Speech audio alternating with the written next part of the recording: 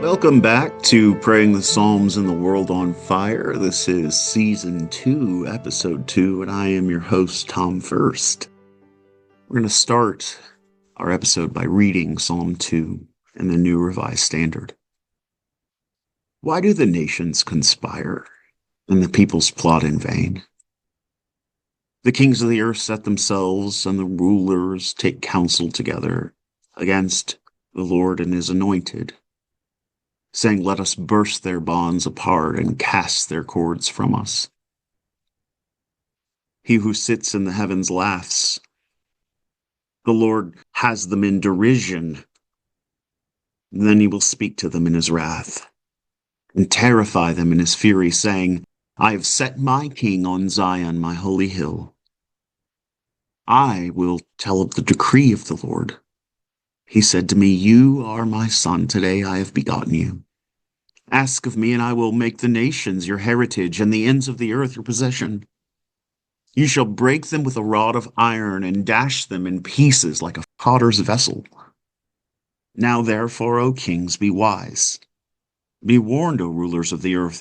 Serve the Lord with fear, with trembling. Kiss his feet.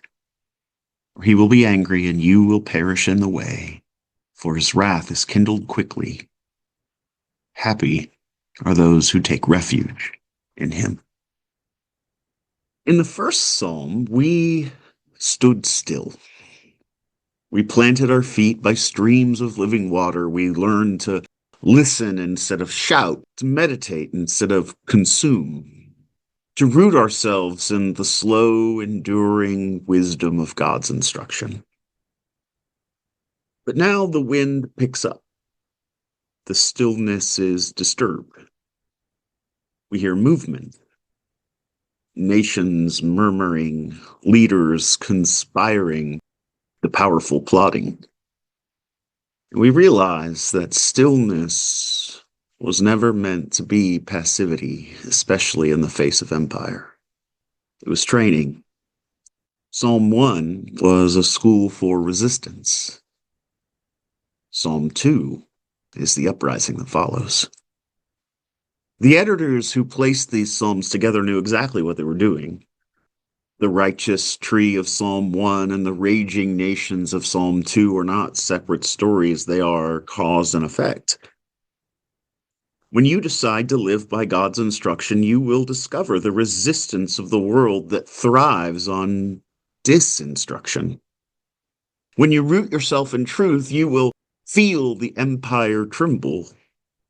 Psalm 1 begins with meditation, the one who murmurs God's instruction day and night. Psalm 2 begins with conspiracy. The nations murmur vainly. Same Hebrew word, the same motion of the mouth, two kinds of murmuring. One whispers prayer, the other whispers propaganda and slogans. That's how resistance begins, not with a sword, but with a different kind of speech. When you speak truth in a world addicted to deceit, you are already in rebellion. When you pray for the poor in a system built on their exploitation, you are already part of a revolution. When you refuse to let cynicism have a final word, you stand shoulder to shoulder with prophets. Psalm 1 taught us that the righteous delight in God's Torah, the divine instructions that order creation toward justice and mercy. In the language of empire, that word instruction sounds quaint. But in the language of exile, it's dynamite. Because the empire thrives on amnesia. It instructs us to forget the poor, to forget the land, to forget that human dignity is not for sale. But Torah, God's instruction by contrast, Torah is memory. To meditate or murmur on Torah is to keep remembering the covenant, the story of the God who delivers slaves and dethrones pharaohs. So when Psalm 2 opens with rulers shouting, "Let us burst their bonds apart," they're not talking about oppression. They're talking about liberation from justice itself. They want to be free from the demands of compassion, liberated from the weight of accountability. Their rebellion is the rebellion of every authoritarian, every tyrant who mistakes moral responsibility for chains.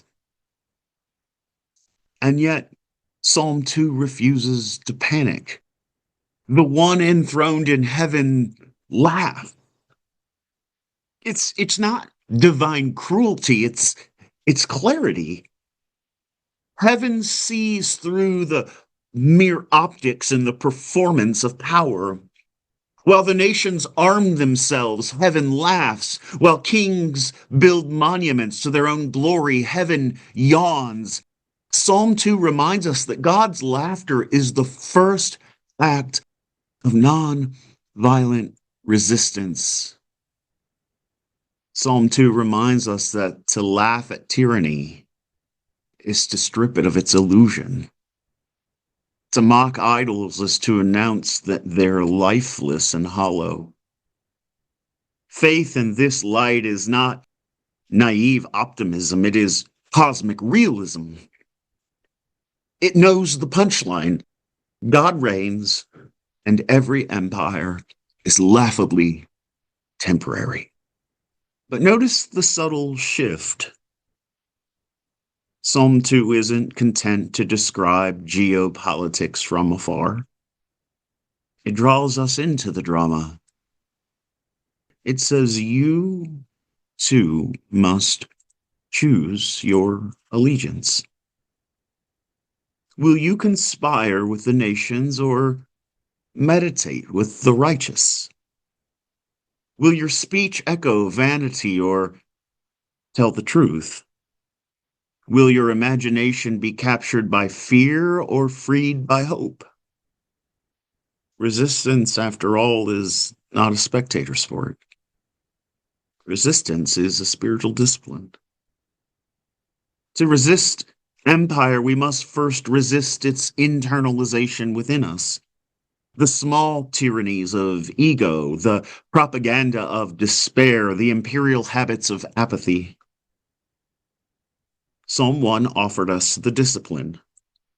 Slow down, meditate, sink your roots in deep. Psalm 2 now adds courage to the mix. Rise up, speak, stand against the tide, mock oppressors.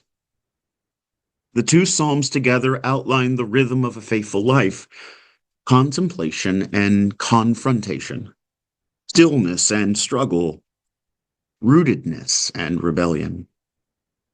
This rhythm has always been the heartbeat of liberation movements. It was there when the Hebrew midwives defied Pharaoh's orders. It was there when the prophets denounced kings in their own courts. It was there when enslaved Africans sang spirituals that turned lament into defiance. And it's still there. Every time we refuse to let violence have the final word, when, say, people in frog suits dance before the armed agents of the state, it's there.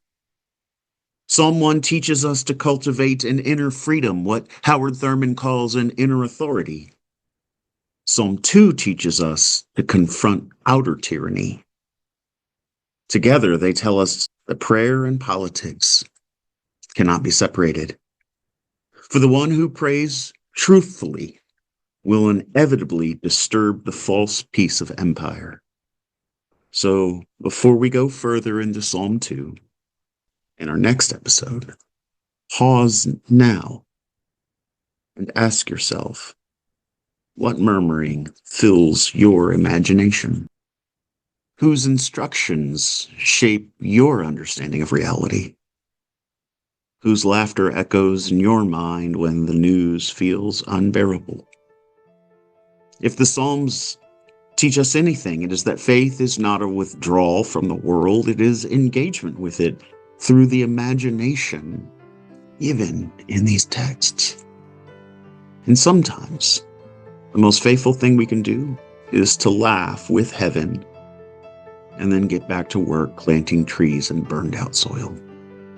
So next time we'll cross from roots to rebellion, listening closely as the psalmist exposes the plots and imaginations and schemes of the kings, and as we sense the subversive laughter of God. We'll explore how that laughter can still shake the foundations of modern empires, and how Psalm 2 teaches us to pray in a world on fire.